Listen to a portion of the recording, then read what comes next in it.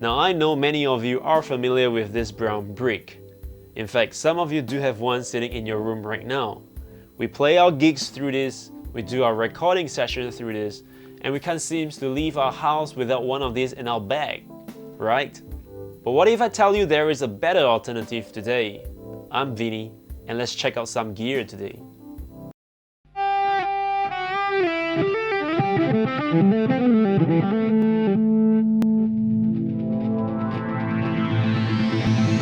Now, by no means am I trying to make this product look really bad in my video.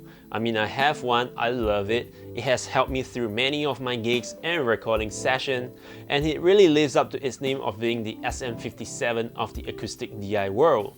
But we are in the year 2020 and this thing was released really long ago, so I think it's time for an update. Now, even though this has been hailed as the industrial standard for many years, it is probably because it is the only option that we have. I mean, here's a video of me playing through this pedal on my wedding day. Looking back at the footage, I wish I had a better alternative.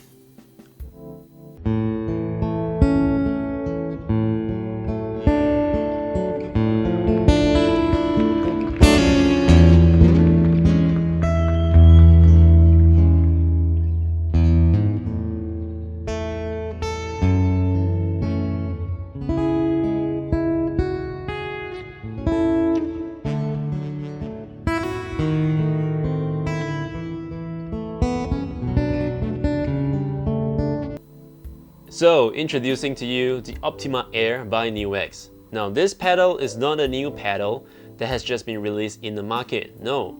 But myself included, I have not heard of this pedal or know of its existence. And when you see the brand Nux, I kind of think of it as a cheap China pedal and just shove it aside, not to be taken seriously. I was wrong. But I believe I'm not the only one that has not heard about this acoustic pedal. So what I did was I plugged my guitar through this and then recorded a few samples, and then I called my friends.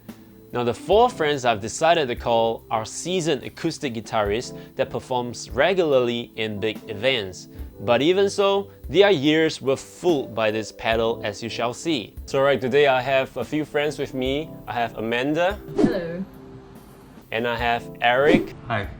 I have Sean. Hello. I have Shane. Hey. And I'm gonna play them a series of sound samples, acoustic sound samples, and I'm gonna ask them some questions afterwards. So let's start off with the first sample.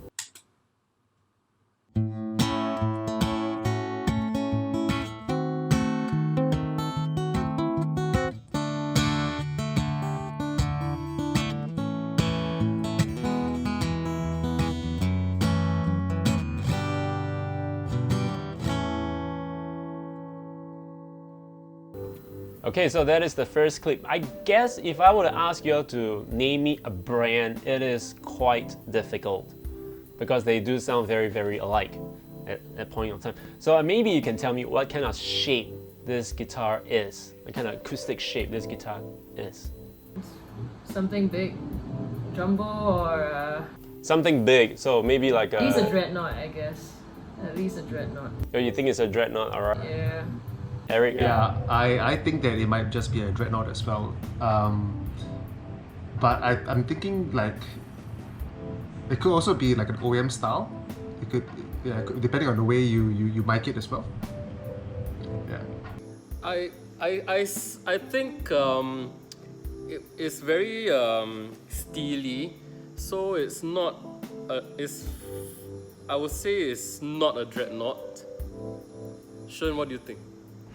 I think yeah, it's more of the mid-range kind of tone, so it's probably an auditorium kind of shape, like, you know, the Martins. If it was a Martin, it would probably be an O series or something like that. Okay, I think you guys are quite on the spot, on the dot.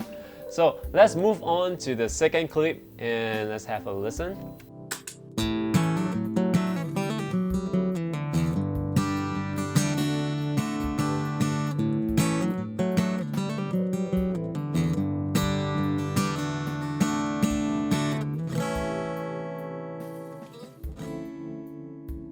It seems a lot sharper. Maybe it's a smaller size guitar or a Taylor. Small Taylor or something like that, is it? Maybe a Be Taylor. like a baby Taylor kind of shape. Either a Taylor or anything with a or baby Taylor shape, maybe. But I think that it might just be more of a like a concert size. What's the body shape again? That smaller. Auditorium, grand. Yeah, grand auditorium body size, and potentially either that or yeah, like a smaller, almost like a 3/4 size guitar kind of sound. Is this the same guitar? Yeah, I think it's the same guitar. It's just recorded using the full piezo pickup. Okay, a same guitar. Let's listen to audio clip number 3.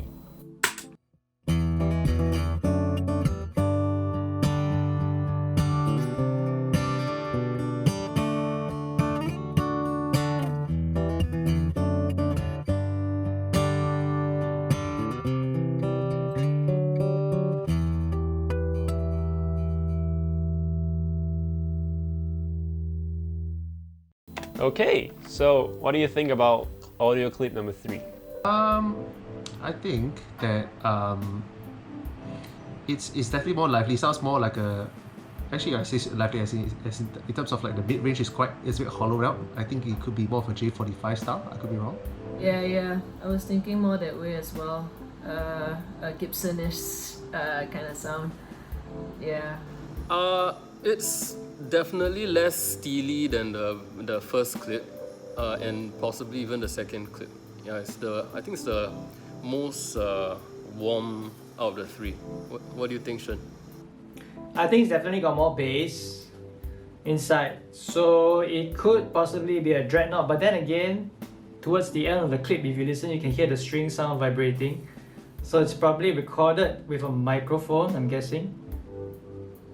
So it could possibly be the same guitar, but microphone placement.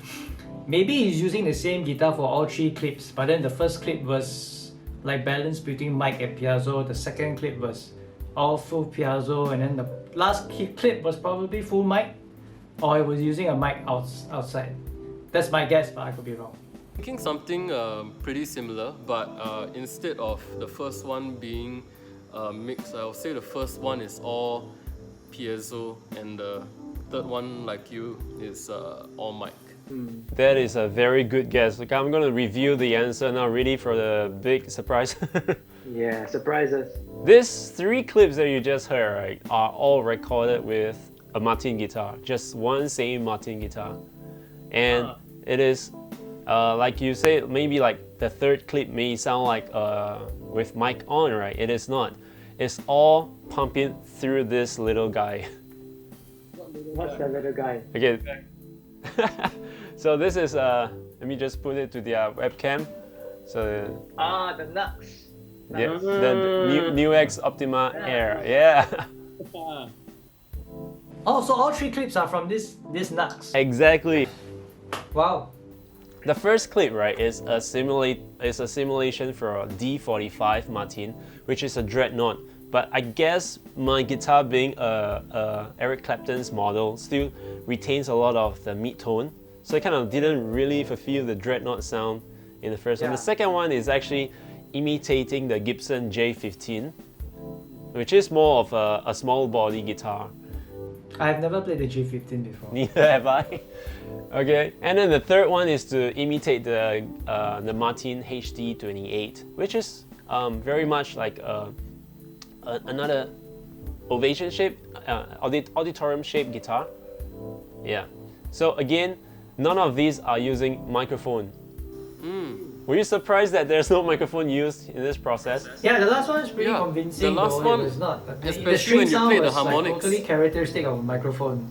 Yeah, because and if you realize that the clips I did, right, I tried to do a lot of choking and slapping and string rustling sound, so that Which are things that mic will capture, right? yeah, mic will capture. And if we go through a standard thing like a Para DI, this will not work, right? Because this will not capture the kind of like string air sound. Yeah. And I actually did 2 more to compare.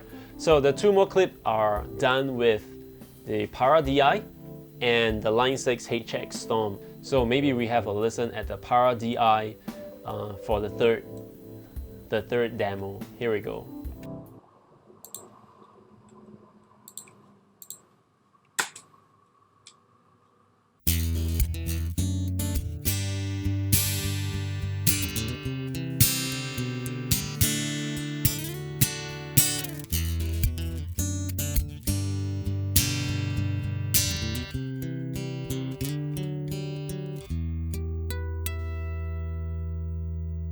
And maybe we should have a listen at the Line 6 HX Stomp, because the Line 6 HX Stomp do have a acoustic feature as well. So let's have a listen at how the Line 6 fare.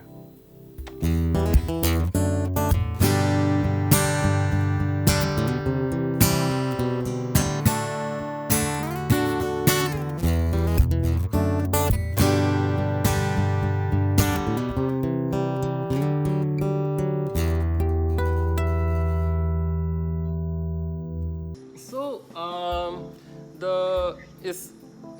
are both recordings EQ'd the same? Yes, actually, or rather I try to, because I cannot tweak the same settings on these two pedals per se, right? So, or my Line 6, which is on the floor right now, but I try to set them to have the same characteristic of more treble, more scoop out sound, more bass kind of thing. I mean, this is just me being factual, yeah. Because when I hear the other two, doesn't matter whether it's the LRX or the Para DI, they tend to have this very plasticky kind of feel, whereas like I think the air feature in the Nux tends to bring up more of the acoustic resonance that we expect to hear from an acoustic guitar in a sort of like real world setting. Yeah. Yeah, comparatively, I think you really hear the piezo sound from the two DIs. Although the Para DI probably is the most obvious sounding in terms of the piezo. Yeah, but yeah, as Eric said, definitely the first samples are more real sounding. Plus, you get a few choices on which sound you want as well. I guess that concludes what I need from the reaction of hearing this pedal, creating this sort of like that. Okay, so you've heard from my friends about this pedal. What I'm gonna do next is to explain the capability of this pedal all within a minute. Here we go. First up, we have the reverb knob that allows you to dial in your reverb. Then we have the IR knob that allows you to blend between your dry signal and your IR signal. Then we have our gain, bass, middle, and treble that allows you to turn on the preamp and adjust your acoustic guitar signal accordingly. Now, this IR pedal actually allows you to load your own IR. So you can actually load it in through the USB cable into the software and then turn it on and off using this knob to select which IR you want to use. And on top of that, if let's say you have a very good acoustic guitar with you, you can also use this pedal to capture the acoustic guitar sound. However, it is not so easy as plugging in a condenser mic into this pedal, because this pedal cannot power up a condenser mic. So you need to use an external system to power up a condenser, but trust me, once you're able to capture your acoustic guitar sound, it actually works pretty well. Finally, we look at the back of the pedal. There's an input-output, which is normal, and then there's a send and return. This means that you can also plug in effects into the effects loop. Did I make it in 1 minute? But I know explaining this pedal through a minute of explanation probably left me with more questions than before. So what I'm gonna do is, in the next video, I'm gonna go through all the functions that I just mentioned in a detailed video that'll be coming out in the next video for this Optima Air. But at the end of the day, whether you were to choose the classic DI box or go with the modern day IR loader is really your choice. Both of these pedals serves us well on stage, and that's what matters. If you like this video, please remember to hit the subscribe button and give us a thumbs up. I'm Vinny, and I'll see you in the next video. Bye.